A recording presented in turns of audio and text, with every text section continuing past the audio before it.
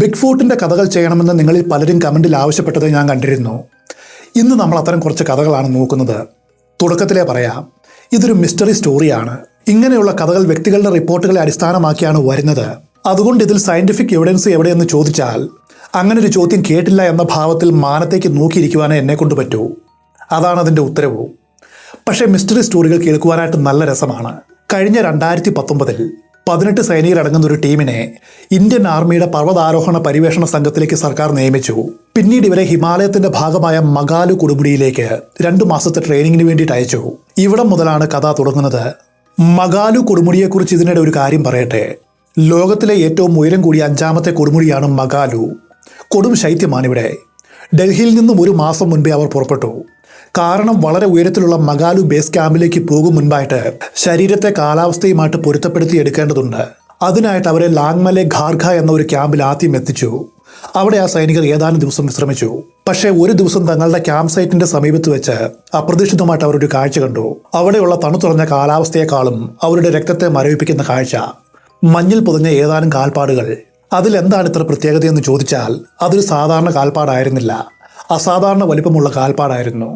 എന്നാൽ അത് എന്തിൻ്റെയാണെന്ന ചോദ്യത്തിന് മാത്രം ഇന്നും ഉത്തരം കിട്ടിയിട്ടില്ല. ആ കാൽപ്പാടുകൾ നൂറ്റാണ്ടുകളായിട്ട് മനുഷ്യരാശിക്ക് പിടികൊടുക്കാത്തൊരു ജീവിയുടെ തെളിവായിരിക്കുമോ? അല്ലെങ്കിൽ അതിനു പിന്നിൽ മറ്റേതെങ്കിലും ജീവിയായിരിക്കുമോ?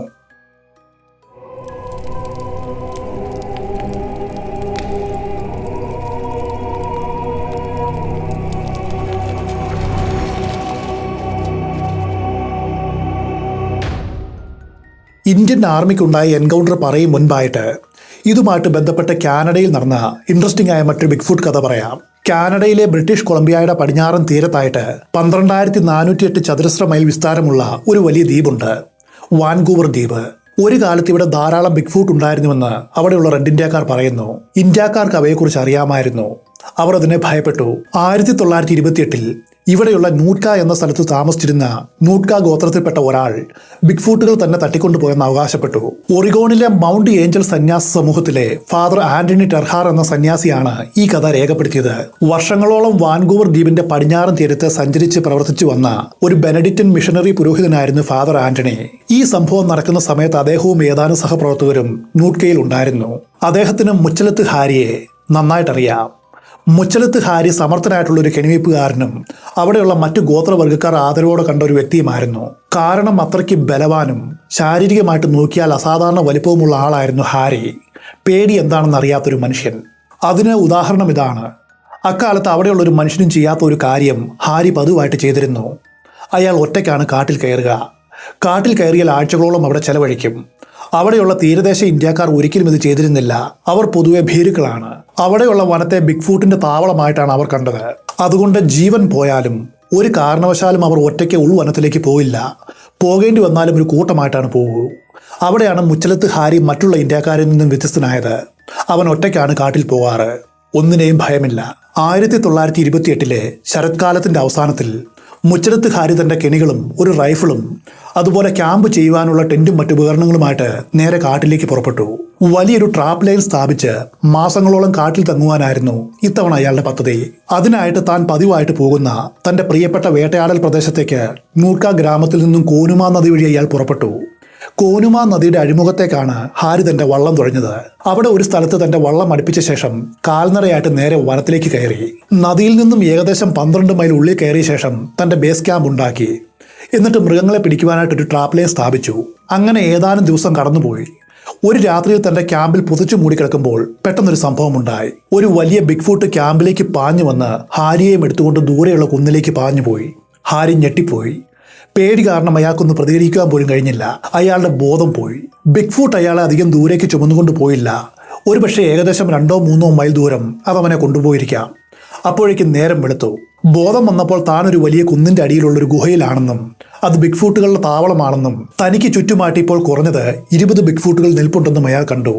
പല വലിപ്പത്തിലുള്ള ആണും പെണ്ണുമായിട്ടുള്ള ബിഗ് ഫൂട്ടുകൾ. കുറച്ചു നേരം അവർ കൗതുകത്തോടെ ഹാരിയെ ചുറ്റിപ്പറ്റി നിന്നു. അവനെ അവർ തുറച്ചു നോക്കി. മുച്ചലത്ത് ഹാരി പേടിച്ച് കിലുകിലാ പറച്ചു. അതിന് കാരണം ആ ഗുഹയുടെ പരിസരത്തായിട്ട് ധാരാളം അസ്ഥികൾ കിടക്കുന്നത് അയാൾ കണ്ടു. ഇതുകൂടി കണ്ടപ്പോൾ ഹാരി ഉറപ്പിച്ചു, ഈ ജീവികൾ നോൺ വെജ് ആണ്. ഇനി വൈകില്ല, തന്നെ അവർ പച്ചയ്ക്ക് തിന്നും. പക്ഷെ ഹാരി വിചാരിച്ചതുപോലെയല്ല പിന്നീട് നടന്നത്. ഈ ബിഗ് ഫൂട്ടുകൾ അവനെ ഉപദ്രവിച്ചില്ല. അവർ അവന് ചുറ്റുമായിട്ട് അർത്ഥവൃത്തത്തിൽ കുത്തിയിരുന്നു. ഇടയ്ക്കിടയ്ക്ക് ഒരെണ്ണം മുൻപോട്ട് വന്ന് കൗതുകത്തോടെ അവനെ തൊടും. ഹാരി പുതച്ചിരുന്ന കമ്പിളി പുതപ്പിലാണ് അവർ തൊടുന്നത്. തൊടും തോറും അവരുടെ കൗതുകം കൂടിക്കൂടി വന്നു. ഈ കമ്പിളി അവന്റെ ചർമ്മമാണെന്നാണ് അവർ വിചാരിച്ചത്. അതോടെ ഹാരിയുടെ ചർമ്മം വല്ലാതെ അയഞ്ഞതാണെന്ന് അവർ തെറ്റിദ്ധരിച്ചു. അതുകൊണ്ടാണ് അവർ ഇടയ്ക്കിടയ്ക്ക് മുൻപോട്ട് വന്ന് അതിൽ പിടിച്ച് പതുക്കെ വലിച്ചു നോക്കിയത്. അവർ ഇങ്ങനെ പരിശോധിക്കുന്ന സമയം മുച്ചലത്ത് ഹാരി ഗുഹയുടെ ഉള്ളിലെ പാറയുടെ ചുമരിൽ പുറവും ചാരി സ്തംഭിച്ചിരുന്നു. അനങ്ങുവാൻ പോലും അയാൾ പേടിച്ചു. അയാൾക്ക് കലശലായിട്ടുള്ള വിശപ്പും തണുപ്പും ഉണ്ടായിരുന്നു. എങ്ങനെ ഇവരിൽ നിന്നും രക്ഷപ്പെടും? അതുമാത്രമായിരുന്നു അയാളുടെ ചിന്ത. അങ്ങനെ സമയം ഉച്ച കഴിഞ്ഞു. അപ്പോഴേക്കും ഹാരിയുടെ നേർക്കുള്ള ബിഗ് ഫൂട്ടുകളുടെ കൗതുകം അവസാനിച്ചു. വൈകാതെ ഒന്നൊന്നായിട്ട് അവർ ഗുഹയിൽ നിന്നും പുറത്തേക്ക് പോയി. അവസാനം ഹാരി മാത്രമായി ഗുഹയിൽ. ഒരു പക്ഷേ അവർ ഭക്ഷണം തേടുന്ന തിരക്കിലായിരിക്കും. ഇതാണ് തന്റെ അവസരമെന്ന് ഹാരി തിരിച്ചറിഞ്ഞു. അടുത്ത നിമിഷം ഹാരി ചാടി എഴുന്നേറ്റു. എന്നിട്ട് തിരിഞ്ഞു നോക്കാതെ ജീവനും കൊണ്ടോടി.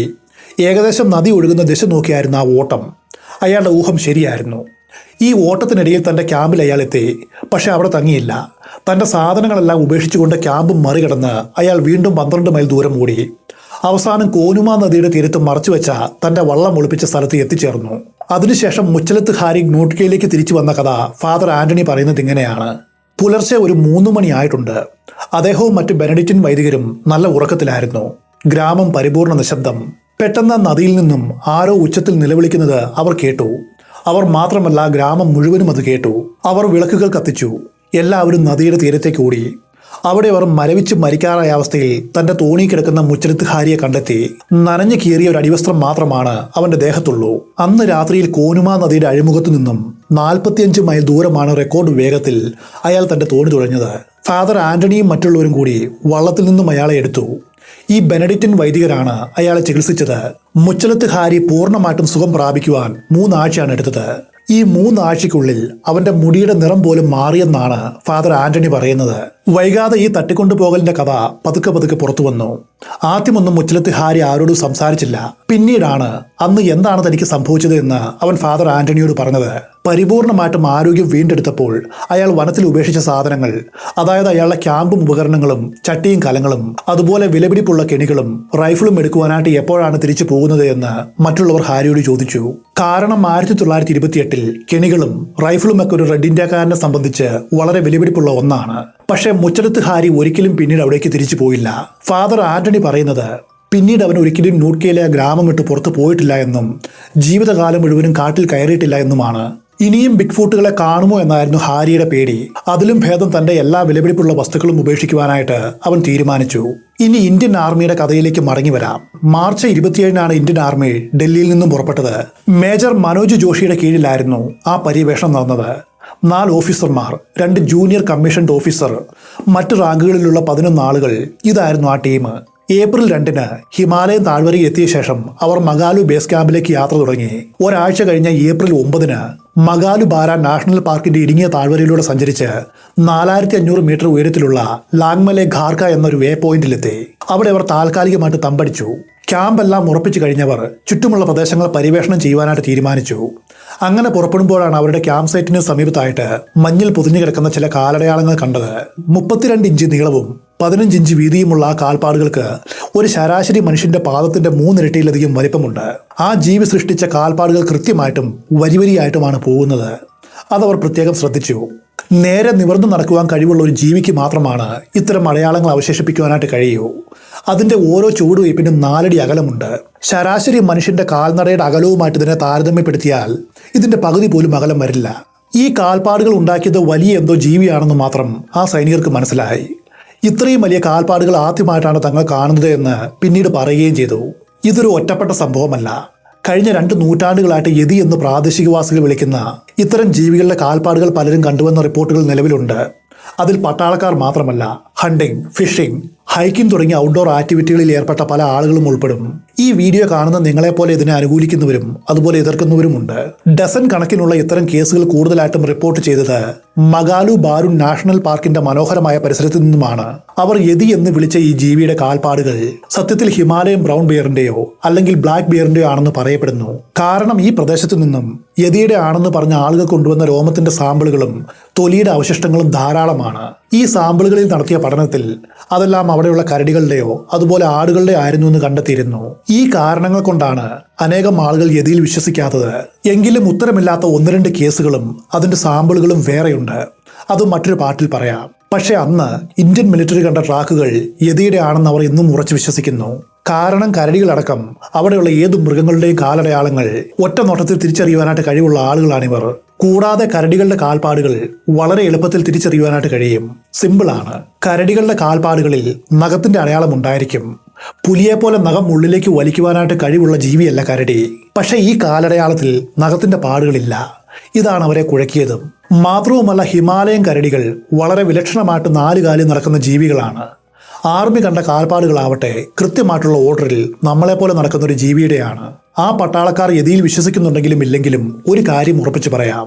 ഇതുപോലൊരു അജ്ഞാത ജീവിയുടെ ഇത്രയും വലിപ്പമുള്ള കാൽപ്പാടുകൾ കണ്ടതിനു ശേഷം അന്ന് രാത്രിയിൽ അവരാരും സമാധാനത്തോടെ ഉറങ്ങിക്കാണുവാനായിട്ട് യാതൊരു വഴിയും കാണുന്നില്ല. എന്തായാലും തങ്ങൾ കണ്ടെത്തിയ ഈ കാര്യം സമഗ്രമായ ശാസ്ത്രീയ അന്വേഷണം നടത്തുമെന്ന പ്രതീക്ഷയിൽ ഇന്ത്യൻ ആർമി അവരുടെ ട്വിറ്റർ അക്കൗണ്ടിൽ പോസ്റ്റ് ചെയ്തു കഴിഞ്ഞപ്പോഴാണ് വേണ്ടിയിരുന്നില്ല, എടുത്തുചാട്ടമായെന്ന് അവർക്ക് തോന്നിയത്. കാരണം ലോകത്തിലെ ഒട്ടുമിക്ക മാധ്യമങ്ങളും ഈ കഥയെ പരിഹാസത്തോടെയാണ് വരവേറ്റത്. സോഷ്യൽ മീഡിയ വഴി മലയാളികൾ വരെ അവരെ പൊങ്കാലയിട്ടു. അക്കാര്യത്തിൽ നമ്മൾ മിടുക്കരുമാണ്.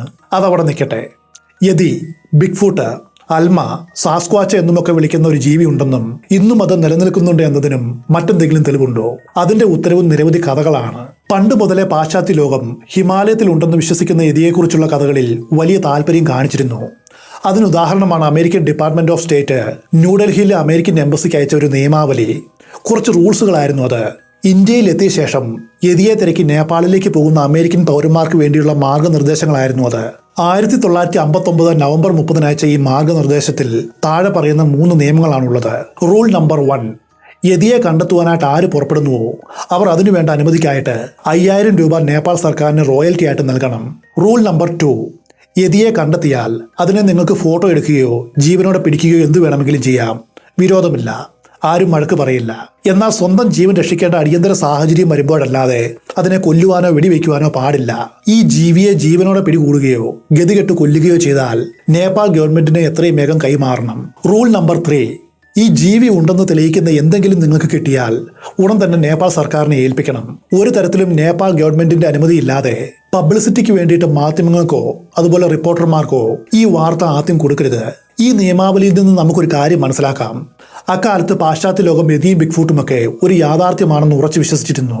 യൂറോപ്യൻ സഞ്ചാരികൾ നൂറ്റാണ്ടുകൾക്ക് മുൻപ് മുതൽ ടിബറ്റിലും മനോഹരമായിട്ടുള്ള ഹിമാലയൻ പ്രദേശങ്ങളിലും പര്യവേഷണങ്ങൾ നടത്തിയിരുന്നു. അപ്പോൾ അവിടെയുള്ള ജനങ്ങൾ അവരോട് ചില കഥകൾ പറഞ്ഞു. മനുഷ്യ കുരങ്ങിനെ പോലെയുള്ള ഒരു വലിയ ജീവിയുടെ ഞെട്ടിക്കുന്ന കഥകൾ. വിദേശികൾ അതെല്ലാം രേഖപ്പെടുത്തുകയും ചെയ്തു.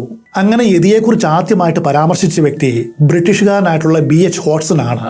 ഏകദേശം 200 വർഷത്തോളം പഴക്കമുണ്ട് ഈ റിപ്പോർട്ടിന്. 1832 അദ്ദേഹം നേപ്പാൾ രാജസദസ്സിലെ ബ്രിട്ടീഷ് റെസിഡന്റായിട്ട് സേവനം അനുഷ്ഠിച്ചു വരികയായിരുന്നു. അപ്പോഴാണ് യതിയെക്കുറിച്ചുള്ള ആദ്യത്തെ പരാമർശം എഴുതിയത്. നീണ്ടതും ഇരുണ്ടതുമായിട്ടുള്ള രോമരാജികൾ ശരീരമാസകളും നിറഞ്ഞൊരു കാട്ടുമനുഷ്യൻ നേപ്പാളിലെ വനാന്തരങ്ങളിൽ വെച്ച് ഏതാനും നായാട്ടുകാരെ ആക്രമിച്ചുവെന്നാണ് അദ്ദേഹം എഴുതിയത്. ഈ റിപ്പോർട്ട് പുറത്തു വന്ന 1/2 നൂറ്റാണ്ട് കഴിഞ്ഞപ്പോൾ സമാനമായിട്ടുള്ള മറ്റൊരു റിപ്പോർട്ട് കൂടി പുറത്തു വന്നു. 1889 സ്കോട്ടിഷുകാരനും ഇന്ത്യൻ ആർമിയിലെ സർജനുമായിട്ടുള്ള മേജർ ലോറൻസ് ഓസ്റ്റിൻ വാർഡലായിരുന്നു അത് എഴുതിയത്. സിക്കിമിന് സമീപത്തായിട്ട് 17,000 അടി ഉയരത്തിൽ ഹിമാലയം കയറുകയായിരുന്നു അന്ന് മേജർ. ആ യാത്രയിൽ അദ്ദേഹവും മഞ്ഞിൽ വളരെ വലിയ ചില കാൽപ്പാടുകൾ കണ്ടു. ഇത് ഏത് ജീവിയുടെയാണെന്ന് കൂടെയുള്ള ഷെർപ്പകളോട് വാർഡൽ തിരക്കി.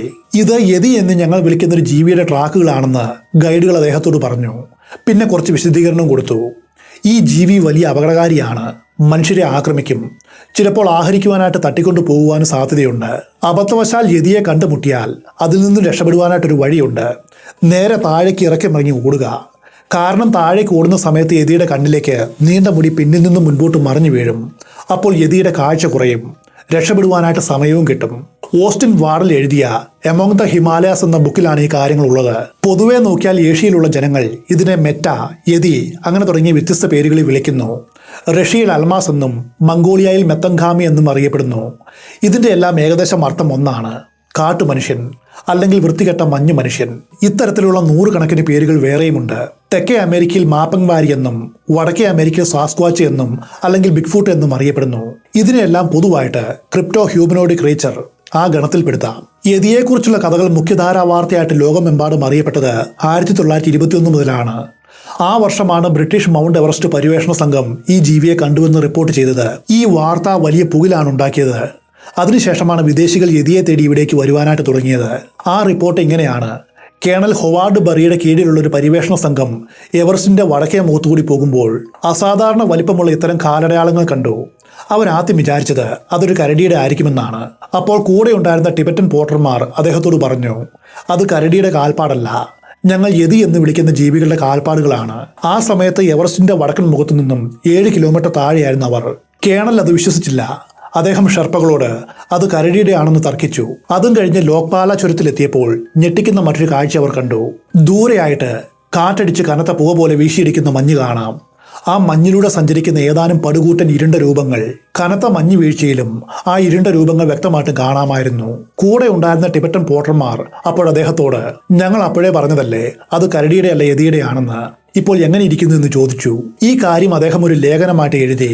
അത് വലിയ ചർച്ചാ വിഷയമായി. 1925 ഗ്രീക്ക് ഫോട്ടോഗ്രാഫറായ നിക്കോളാസ് ടംബസി ഒരു ബ്രിട്ടീഷ് പര്യവേഷണ സംഘത്തിൽ പങ്കെടുത്തു. കിഴക്കൻ ഹിമാലയത്തിലുള്ള ഇന്ത്യയിലെ ഏറ്റവും വലിയ ഹിമാനിയായ ജമ്മ ഗ്ലേസിയറിലൂടെ പോകുമ്പോൾ ഒരു യതിയെ കണ്ടുവെന്ന് അദ്ദേഹം പറഞ്ഞു. നഗ്നനായിട്ട് നിവർന്നു നിൽക്കുന്ന ഒരു വലിയ ജീവി. അങ്ങനെയാണ് നിക്കോളാസ് അതിനെ വിശേഷിപ്പിച്ചത്. കഥ ഇങ്ങനെയാണ്: ഒരു ദിവസം നിക്കോളാസിന്റെ പോർട്ടർമാർ അദ്ദേഹത്തോട് കൂടാരത്തിൽ നിന്നും പുറത്തേക്ക് വരുവാനായിട്ട് ആവശ്യപ്പെട്ടു.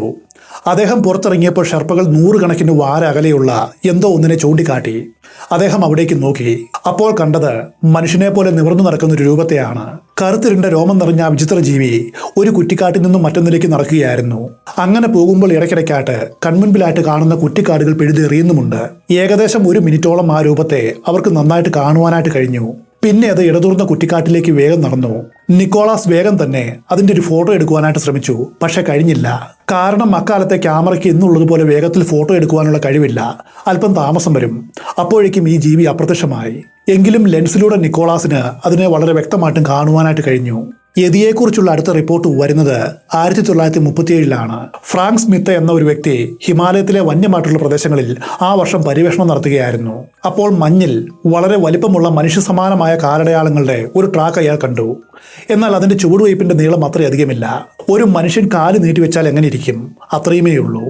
2 അടി അകലം മാത്രം. എന്നാൽ കാൽപാദങ്ങൾ, അതാണ് അയാളെ ഞെട്ടിച്ചത്. അതിന് അസാമാന്യമായിട്ടുള്ള വലിപ്പമുണ്ടായിരുന്നു. മാത്രവുമല്ല, ഇതൊരു നഗ്നപാദത്തിന്റെ അടയാളമാണ്. ഒരു മനുഷ്യനും അത്തരം കഠിനമായിട്ടുള്ള മഞ്ഞിൽ കാലുറയില്ലാതെ നടക്കുവാനായിട്ട് കഴിയില്ല. മഞ്ഞുകടിയേറ്റ് കാൽ മുറിച്ച് കളയേണ്ടി വരും. ആരായിരിക്കും ഈ കാലാവസ്ഥയിൽ അങ്ങനെ നടന്നുപോയത്? സ്മിത്തിന് ഒരു ആകാംക്ഷ തോന്നി. അയാൾ ഈ ട്രാക്കുകളെ പിന്തുടരുവാനായിട്ട് തീരുമാനിച്ചു. അപ്പോഴാണ് ആ ജീവി പോയ പാത കണ്ട് അദ്ദേഹം അമ്പരന്ന് പോയത്. വിദഗ്ധനായ ഒരു മലകയറ്റക്കാരനെ പോലെ നീർച്ചാലുകളും ഹിമപാളികളും താണ്ടിയാണ് ആ കാൽപ്പാടുകൾ കടന്നുപോയത്. എന്നാൽ അതിനു വേണ്ടിയിട്ട് യാതൊരു ഉപകരണങ്ങളും ഉപയോഗിച്ചതായിട്ട് കാണുന്നുമില്ല. ഇനിയും മുൻപോട്ട് പോയാൽ അപകടമായിരിക്കുമെന്ന് അദ്ദേഹത്തിന് തോന്നി. അതുകൊണ്ട് തിരിച്ചു മടങ്ങി. ഇതിനിടയിൽ ഏതാനും ഫോട്ടോകളും എടുത്തു. അപ്പോഴേക്കും അദ്ദേഹത്തിന്റെ ജോലിക്കാരും അവിടെ എത്തി. ഈ കാൽപ്പാടുകൾ കണ്ട് അവരും ഭയന്നു. എത്രയും വേഗം ഇവിടെ നിന്നും പോകണമെന്ന് അവർ ആവശ്യപ്പെട്ടു. പിന്നീട് അദ്ദേഹം തന്റെ കുറിപ്പുകളും കണ്ടെത്തലുകളും ഫോട്ടോയും നാച്ചുറൽ ഹിസ്റ്ററി മ്യൂസിയത്തിലെ സുവോളജിക്കൽ സൊസൈറ്റിക്ക് അയച്ചു കൊടുത്തു.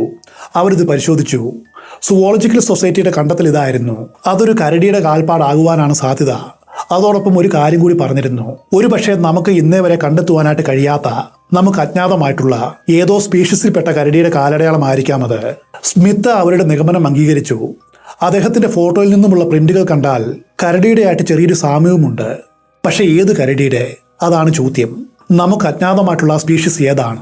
അദ്ദേഹത്തോട് അന്ന് ജോലിക്കാർ പറഞ്ഞത് അത് യതിയുടെ കാൽപ്പാടാണെന്നും ഉപ്പൂറ്റി ഉയർത്തി മുൻപാദം കുത്തിയാണത് പോയത് എന്നുമാണ്. 2ാം ലോകമഹായുദ്ധത്തിനു ശേഷം പല പട്ടാളക്കാരും അതുപോലെ തടവിലായവരും അഭയാർത്ഥികളും എന്നു വേണ്ട നിരവധി ആളുകൾ റഷ്യയിൽ അൽമ എന്ന് വിളിക്കുന്ന ഇത്തരം ജീവികളെ കണ്ടുവെന്ന് റിപ്പോർട്ട് ചെയ്തിട്ടുണ്ട്. ഇനി നമ്മൾ അത്തരമൊരു കഥയിലേക്കാണ് പോകുന്നത്. അത് വെറും ഒരു കഥയല്ല, ഒരു അൽമയെ വെടിവെച്ച് കൊന്ന കഥയാണ്. 1937 ഒരു റിപ്പോർട്ട് പുറത്തു വന്നു. ആ വർഷം ജപ്പാനും റഷ്യയും തമ്മിലൊരു യുദ്ധമുണ്ടായി. ആ സമയത്ത് മംഗോളിയയിൽ ഒരു റഷ്യൻ സീക്രട്ട് സർവീസ് ടീം തങ്ങിയിരുന്നു. ഒരു ദിവസം സന്ധ്യയ്ക്ക് അവരുടെ ക്യാമ്പിനെ ലക്ഷ്യമാക്കി 2 നിഴൽ രൂപങ്ങൾ കുന്നിറങ്ങി വരുന്നത് ഈ റഷ്യക്കാർ കണ്ടു. നിങ്ങൾ ആരാണെന്ന് വെളിപ്പെടുത്തുവാനായിട്ട് അവർ മെഗാഫോണിലൂടെ ആവശ്യപ്പെട്ടു. എന്നാൽ ആ ചോദ്യത്തിന് യാതൊരു പ്രതികരണവും ഉണ്ടായില്ല. അടുത്ത നിമിഷം റഷ്യൻ സൈനികർ അവർക്ക് നേരെ വെടിവെച്ചു. പിറ്റേന്ന് രാവിലെ റഷ്യൻ യൂണിറ്റ് ആ മൃതദേഹങ്ങൾ പരിശോധിക്കുവാനായിട്ട് പോയി. അപ്പോൾ കണ്ട കാഴ്ച ഞെട്ടിക്കുന്നതായിരുന്നു. അപൂർവമായ ഒരു ആന്ത്രോപോയിഡ് കുരങ്ങനെന്നാണ് അവരതിനെ വിശേഷിപ്പിച്ചത്. ഒരു മനുഷ്യനോളം വലിപ്പമുണ്ട് ആ ജഡങ്ങൾക്ക്. വളരെയധികം നീണ്ട ചുവന്ന മുടിയുള്ള രോമം ഇവർക്കുണ്ട്. അതാകട്ടെ ശരീരമാസകലം കാണപ്പെട്ടു. എന്നാൽ വാറിന്റെ സാഹചര്യം മൂലം ആ മൃതദേഹങ്ങൾ കൂടുതൽ പഠനത്തിന് വേണ്ടിയിട്ട് മോസ്കോയിലേക്ക് കൊണ്ടുപോകുവാനായിട്ട് അവർക്ക് സാധിച്ചില്ല. പിന്നെ ആ ജഡങ്ങൾക്ക് എന്ത് സംഭവിച്ചു എന്നും അറിയില്ല. ഇനി മറ്റൊരു റിപ്പോർട്ട് നോക്കാം. സ്ലോവോമിർ റാബിക്സ് എന്ന വ്യക്തിയാണ് ഇത് പറഞ്ഞത്. അദ്ദേഹം ഒരു കാലത്ത് സൈബീരിയൻ ലേബർ ക്യാമ്പിൽ അടിമപ്പണി ചെയ്യേണ്ടി വന്ന വ്യക്തിയാണ്. ഒരു ദിവസം അയാൾ ജയിൽ ചാടി. അന്ന് താൻ അനുഭവിച്ച കഷ്ടപ്പാടുകൾ ദി ലോങ് വാക്ക് എന്ന പുസ്തകത്തിൽ എഴുതിയിട്ടുണ്ട്. ആ ബുക്കിൽ അദ്ദേഹം രക്ഷപ്പെട്ട് ഓടുന്നതിനിടയിൽ ഒരു ജോഡി അൽമാസിനെ കണ്ടുവെന്ന് പറയുന്നു. അടുത്ത റിപ്പോർട്ട് 1948 പുറത്തു വരുന്നത്. അന്ന് മധ്യേഷ്യയിലെ ടിയാൻജോൺ പർവ്വതനിരകളിൽ പര്യവേഷണം നടത്തുകയായിരുന്നു ജിയോളജിസ്റ്റ് ആയിട്ടുള്ള M.A. സ്റ്റോണിൻ. ഒരു ദിവസം രാവിലെ നമ്മുടെ കുതിരകളെ കൊല്ലുന്നേ എന്ന് ഗൈഡുകൾ അലമുറയിടുന്നത് കേട്ടാണ് അദ്ദേഹം ഉറക്കം ഞെട്ടിയത്. പെട്ടെന്ന് തന്നെ റൈഫിളും എടുത്തുകൊണ്ട് പുറത്തേക്ക് ഓടി. അപ്പോൾ കണ്ട കാഴ്ച ഇതാണ്. അവരുടെ കുതിരകൾക്കരികിൽ ദേഹമാസകലം ചുവന്ന രോമങ്ങൾ നിറഞ്ഞ മനുഷ്യ സമാനമായിട്ടുള്ള രൂപം നിൽക്കുന്നു. സ്റ്റോണിൻ വേഗം ഒച്ച വെച്ച് അതിന് പിന്നാലെ ഓടി. പക്ഷെ അതിനെ വെടിവെക്കുവാനായിട്ട് അയാൾക്ക് മനസ്സ് വന്നില്ല. കാരണം മനുഷ്യനോട് വളരെയധികം സാദൃശ്യമുള്ള അതിന്റെ രൂപം തന്നെയായിരുന്നു അതിന് കാരണം. ഒരു പക്ഷേ താൻ അറിയാതെ വെടിവെക്കുന്നത് ഒരു മനുഷ്യനെ ആയിരിക്കുമെന്ന് അദ്ദേഹം ചിന്തിച്ചു. അതുകൊണ്ട് തോക്ക് താഴ്ത്തി. ആ രൂപം വേഗം അവരുടെ കണ്ണിൽ നിന്നും മറഞ്ഞു. എന്നാൽ പിന്നീട് ചിന്തിച്ചപ്പോൾ അതൊരു മനുഷ്യനാകുവാനായിട്ട് യാതൊരു സാധ്യതയുമില്ല എന്ന് അദ്ദേഹത്തിന് മനസ്സിലായി. ഇത്രയുമാണ് ഇന്നത്തെ വീഡിയോ. ഈ വിഷയത്തിൽ എനിക്ക് നിങ്ങളോട് പറയുവാനായിട്ട് ഇനിയും നിരവധി കഥകളുണ്ട്. ഇതേ വിഷയത്തിൽ നമ്മൾ ചെയ്ത വേറെയും വീഡിയോസ് ഉണ്ട്. അതിൻ്റെ ലിങ്ക് താഴെ കൊടുക്കുന്നുമുണ്ട്.